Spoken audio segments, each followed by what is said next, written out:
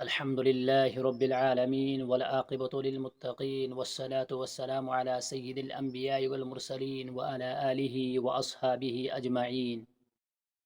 أما بعد، وعن أبي هريرة رضي الله تعالى عنه قال قال رسول الله صلى الله عليه وسلم: لا تحاسدوا ولا تناجشوا ولا تباغضوا ولا تدابروا ولا يبيع بعضكم على بيع بعض وكونوا عباد الله إخوانا. المسلم أخو المسلم لا يظلمه ولا يحقره ولا يخذله. التقوى هاهنا، ويشير إلى صدره 3 مرات. بحسب امرئ من الشر أن يحقر أخاه المسلم. كل المسلم على المسلم حرام، دمه ماله وعرضه، أو كما قال عليه الصلاة والتسليم. معزز سامعین کرام، یہ حدیث مبارکہ مسلم شریف کی حدیث ہے۔ اس حدیث میں نبی اکرم صلی اللہ علیہ وسلم نے اصلاح معاشرہ کے تعلق سے چند باتیں عرض کی۔ نبی اکرم صلی اللہ علیہ وسلم نے فرمایا: لا تحاسدوا، حسد مت کرو، ایک دوسرے سے مت جلو۔ حسد کہتے ہیں کہ انسان دوسرے کی نعمت پر جلے، دوسرے کی نعمت کو دیکھ کر وہ یہ سوچے کہ اس کی یہ نعمت کیسے چلی جائے، ہر ممکن کوشش کرتا ہے کہ اس کی یہ نعمت ختم ہو جائے۔ اس کو حسد کہتے ہیں، اور یہ حسد مہلک بیماری ہے، جیسے کہ قرآن کریم میں فرمایا ہے: وَمِن شَرِّ حَاسِدٍ اِذَا حَسَد، کہ حسد کرنے والے کے شر سے پناہ مانگو۔ اور ایک دوسری حدیث میں ہے کہ حسد جو ہے وہ نیکیوں کو اس طریقے سے کھاتا ہے جیسے آگ سوکھی لکڑی کو کھا جاتی ہے۔ حسد کرنے کی وجہ سے انسان کی نیکیاں بالکل ختم ہو جاتی ہے۔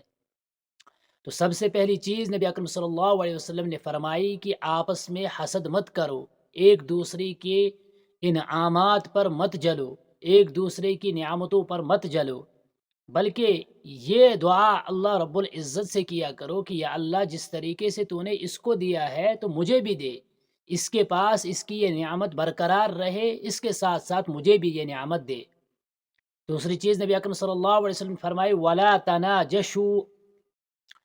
نجس کا مطلب ہوتا ہے کہ بازار میں جو دکاندار وغیرہ ہوتے ہیں، خرید و فروخت کرنے والے، بیچنے والے لوگ، وہ کسی تیسرے آدمی کو رکھتے ہیں کہ جب ان کے پاس کوئی خریدار آتا ہے تو وہ تیسرا آدمی آ کر اس چیز کی قیمت دگنی چگنی بتاتا ہے، حالانکہ اس کو لینے کا ارادہ نہیں ہوتا ہے، بس اس کو بائے نے یعنی بیچنے والے نے، دکاندار نے صرف اور صرف اس لیے رکھا ہوتا ہے تاکہ وہ زیادہ سے زیادہ قیمت لگائے، اور جو خریدنے والے ہوں گے وہ متاثر ہو جائیں گے اور چیز کو خرید لیں گے، اور اس کو یہ فروخت کرنے والا، یہ بائے جو ہے، اس کو کچھ نہ کچھ دے دیتا ہے۔ تو اس سے بھی نبی اکرم صلی اللہ علیہ وسلم نے ممانعت فرمائی کہ یہ چیز بھی مہلک چیز ہے، اصلاح معاشرہ کے لیے بڑی خطرناک چیز ہے، اس سے بھی پرہیز کیا کرو۔ تیسری چیز نبی اکرم صلی اللہ علیہ وسلم نے فرمائی: وَلَا تَبَاغَضُوا، کہ باہم بغض مت رکھو۔ یہ بغض نہایت قبیح بیماری ہے۔ تو حسد سے، نجس سے اور بغض سے نبی اکرم صلی اللہ علیہ وسلم نے ممانعت فرمائی۔ یہ بغض بھی کیونکہ اسلام میں اخوت کا درس ہے، اسلام ہمیں بھائی چارہ قائم کرنے کا درس دیتا ہے، اور اس بھائی چارے کو اگر کوئی چیز ختم کرتی ہے تو وہ بغض ہے، ایک دوسرے سے جلنا۔ تو یہ تمام الامراض، جتنے بھی امراض ہے، تمام امراض کی جڑ یہ بغض ہے، حسد کرنا ہے۔ تو حسد سے، بغض سے انسان کو بچنا لازم اور ضروری ہے۔ اس کے بعد نبی اکرم صلی اللہ علیہ وسلم نے فرمایا ولا تدابرو، آپس میں دشمنی مت کرو. تدابرو کا مطلب ہوتا ہے اختلاف کرنا، آپس میں دشمنی رکھنا، ایک دوسرے سے تعلق کو ختم کرنا. ان چیزوں سے بھی نبی اکرم صلی اللہ علیہ وسلم نے منع فرمایا کہ یہ چیز بھی یہ دینی اخوت اور دینی بھائی چارے کو قائم کرنے میں رکاوٹ بنتی ہے. اس چیز سے بھی تم پرہیز کرو، اس چیز سے بھی تم بچا کرو.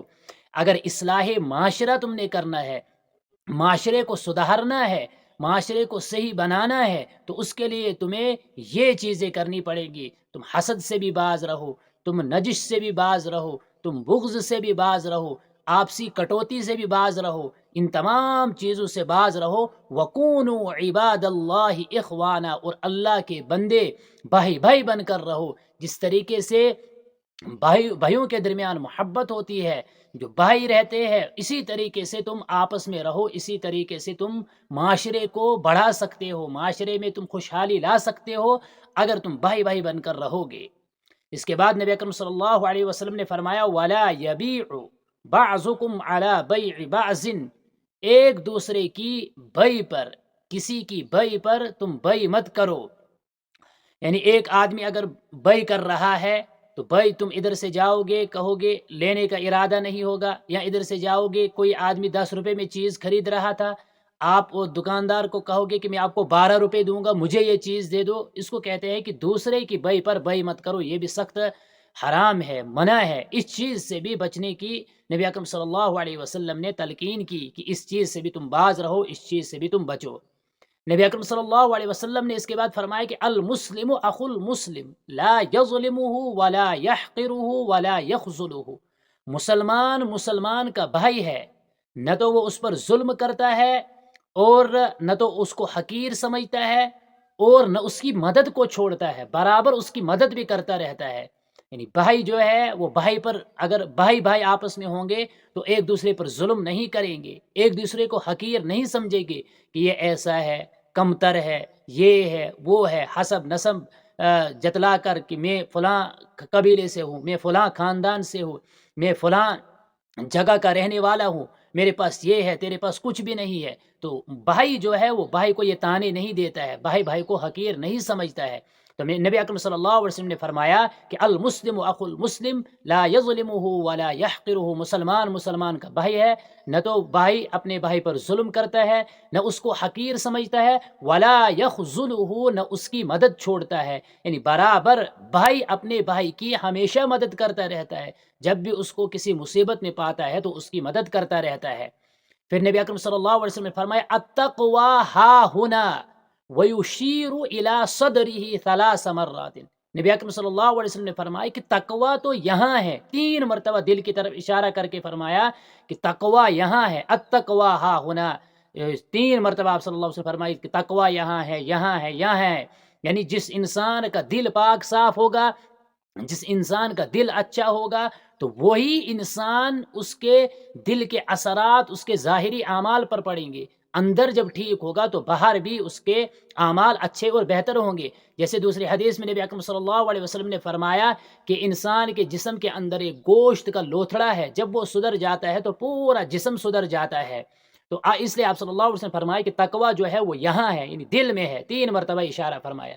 پھر اس کے بعد نبی اکرم صلی اللہ علیہ وسلم فرمایا بحسب امرئ من الشر، انسان کے برا ہونے کے لیے اتنا ہی کافی ہے کہ ان یحقر اخاہ المسلم، کہ انسان اپنے مسلمان بھائی کو، اپنے ایمانی بھائی کو حقیر سمجھے، اس کو کمتر اور گھٹیا سمجھے.